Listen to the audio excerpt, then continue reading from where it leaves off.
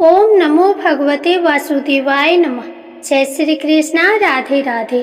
नमस्कार प्रिय भक्तजनों, स्वागत है आप सभी का आपके अपने चैनल खुशी ज्ञान सागर में। जैसा कि आप सभी जानते हैं, आषाढ़ मास शुक्ल पक्ष की देवशयनी एकादशी, जिसको हरिशयनी एकादशी या पद्मनाभा एकादशी के नाम से भी जाना जाता है, का पवित्र दिन आने वाला है। पुराणों के अनुसार भगवान विष्णु इसी दिन से योग निद्रा में चले जाते हैं और फिर 4 महीनों के बाद देव उठनी एकादशी के दिन जागृत होते हैं। इन्हीं 4 महीनों को चातुर्मास कहा जाता है, जो कि देवशयनी एकादशी से ही आरंभ हो जाती है। कहा जाता है कि इन 4 महीनों में किसी भी प्रकार के शुभ और मांगलिक कार्य नहीं किए जाते हैं। वर्ष 2024 में देवशयनी एकादशी का व्रत 17 जुलाई दिन बुधवार को रखा जाएगा। तो सबसे पहले आप सभी को देवशयनी एकादशी व्रत की हार्दिक शुभकामनाएं। प्रिय श्रोतागण, आज के वीडियो में आप देवशयनी एकादशी व्रत कथा का श्रवण करेंगे। तो आइए भगवान श्री लक्ष्मी नारायण जी के चरणों का ध्यान करते हुए कथा को सुनते हैं। जय श्री गणेशाय नमः। एक बार धर्मराज युधिष्ठिर ने भगवान श्री कृष्ण से हाथ जोड़कर पूछा, हे श्री कृष्ण जी, आषाढ़ मास के शुक्ल पक्ष की एकादशी व्रत का क्या नाम है तथा उस दिन किस देवता का पूजन होता है, उसका क्या विधान है? कृपा कर ये सब विस्तार पूर्वक बताइए। तब भगवान श्री कृष्ण जी ने कहा, हे धर्मराज, एक बार नारद जी ने ब्रह्मा जी से यही प्रश्न पूछा था। तब ब्रह्मा जी ने कहा, नारद, तुमने कलयुग में प्राणी मात्र के उद्धार के लिए अति उत्तम प्रश्न पूछा है, क्योंकि एकादशी का व्रत सब व्रतों में उत्तम होता है। इसके व्रत से सभी पाप नष्ट हो जाते हैं। इस एकादशी का नाम देवशयनी एकादशी है। यह व्रत करने से भगवान विष्णु प्रसन्न होते हैं। अब मैं तुम्हें देवशयनी एकादशी व्रत की कथा सुनाता हूँ। तुम ध्यान पूर्वक श्रवण करो। बहुत समय पहले की बात है। सूर्यवंशी कुल में मानधाता नाम का एक चक्रवर्ती राजा हुआ करता था। वह बहुत ही महान, प्रतापी, उदार तथा प्रजा का ध्यान रखने वाला राजा था। उस राजा का राज्य बहुत ही सुख समृद्ध था। धान्य धान भरपूर मात्रा में था।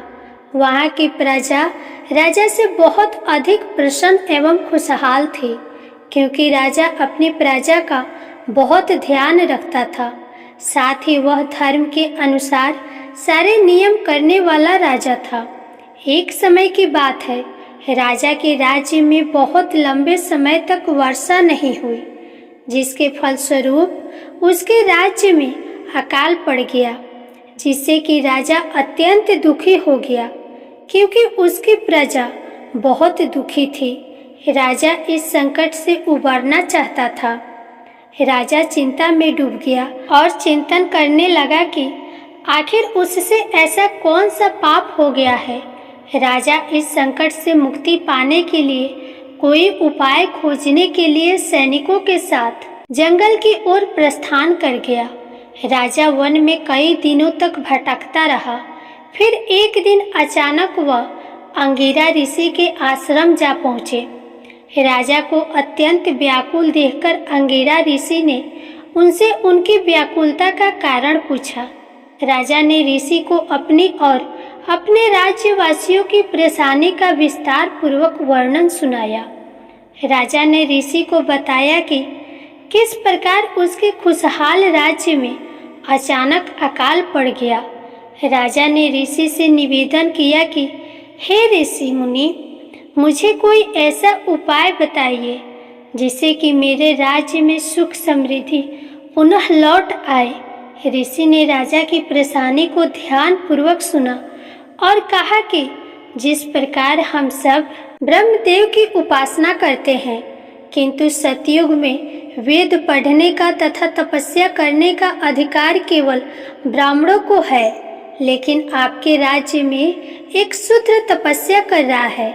आपके राज्य में आज अकाल की दशा उसी के कारण से हुई है। यदि आप अपने राज्य को पहले की तरह खुशहाल देखना चाहते हैं तो उस शूद्र की जीवन लीला समाप्त कर दीजिए। यह सुनकर राजा बहुत अचंभित हुआ। राजा ने कहा, हे ऋषि मुनि, यह आप क्या कह रहे हैं? मैं ऐसे किसी निर्दोष जीव की हत्या नहीं कर सकता। मैं एक निर्दोष की हत्या का पाप अपने सर पर नहीं लेना चाहता। आप मुझ पर कृपा करें और मेरी समस्या के समाधान के लिए कोई अन्य उपाय बताएं। ऋषि ने राजा को कहा, यदि आप उस शूद्र की जीवन लीला समाप्त नहीं कर सकते हैं तो मैं आपको कोई दूसरा उपाय बता रहा हूँ। आप आषाढ़ मास के शुक्ल पक्ष की एकादशी तिथि को देवशयनी एकादशी का व्रत करें। पूरे विधि विधान एवं पूर्ण श्रद्धा भक्ति के साथ व्रत रखें एवं पूजन आदि करें। राजा ने ऋषि की आज्ञा का पालन करते हुए अपने राज्य पुनः वापस लौटकर एकादशी का व्रत पूरे विधि विधान से किया, जिसके फलस्वरूप राजा के राज्य में वर्षा हुई, जिससे अकाल दूर हो गया तथा पूरा राज्य पहले की तरह हंसी खुशी से रहने लगा। तो जिस प्रकार भगवान श्री लक्ष्मी नारायण जी ने राजा के कष्टों का निवारण किया, उसी प्रकार हम सभी के कष्टों का निवारण करें। बोलिए श्री लक्ष्मी नारायण भगवान की जय। जय श्री कृष्णा। राधे राधे। प्रिय श्रोतागण, अगर आपको यह वीडियो पसंद आई हो तो हमारे चैनल को सब्सक्राइब करें, वीडियो को लाइक करें, शेयर करें और कमेंट में जय श्री हरि विष्णु जरूर लिखें।